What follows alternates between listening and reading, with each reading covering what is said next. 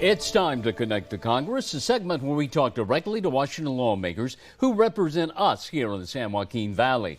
And right now we're talking to Democratic Representative of California's 21st Congressional District, Jim Costa, live from Washington, D.C.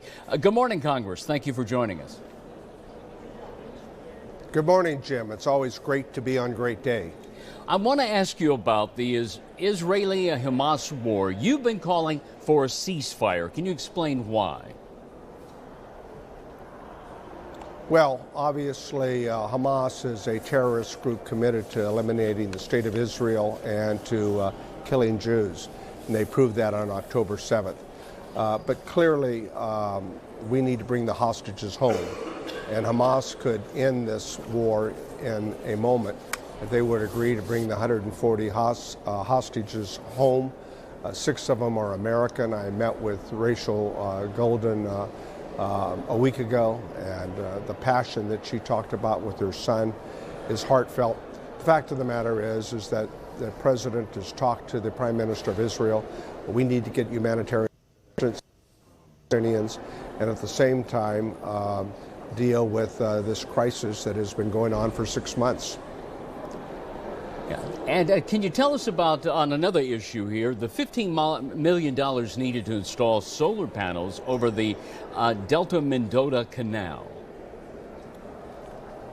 Well, this is part of a larger overall effort to improve our infrastructure for water in California. We're now reconstructing the Frank Kern Canal. We're raising the San Luis Reservoir at the BF Sisk Dam, and as a part of that, UC Merced has done a study that indicated that we could put solar covers on our major canals that would do 2 things. 1, it provides energy, obviously, but 2, it limits the amount of transevaporation of water from moving that water from point A to point B.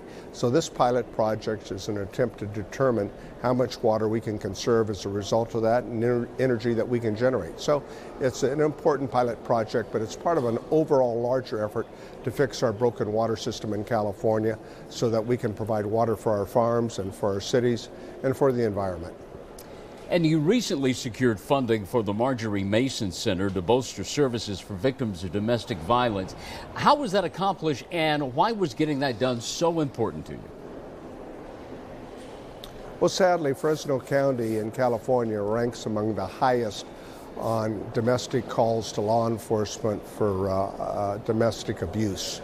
The Marjaree Mason Center plays a critical role in handling those domestic challenges with families, and it has had a long part in terms of helping law enforcement, but helping those families, most importantly, and the children that are affected. This expansion of 37,000 square feet with the new center out on the Bullard Avenue there is an important addition to the Marjaree Mason Center. They've raised over $16 million. They're trying to close the gap at $20 million and hope to open the facility by December 2024, which is by the end of this year. It's an important asset for those who are sadly experiencing domestic abuse at home.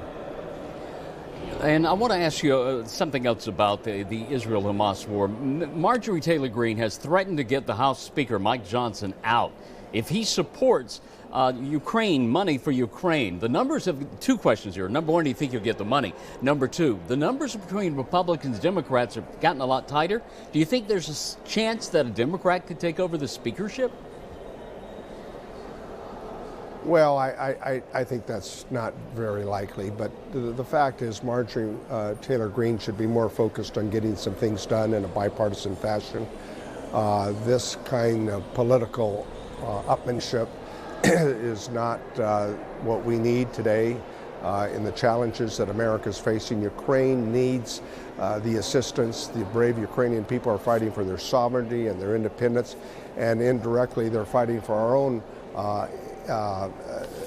independence and sovereignty for democratic nations around the world. If Putin is successful, he's a war criminal in Ukraine. Poland, Romania is next, NATO countries. It's absolutely essential that we draw the line and that Putin understands that his war criminality will not be allowed by the United States and our allies in Europe. All right, Congressman Jim Costa, thank you for joining us this morning. Great day. We'll be right back.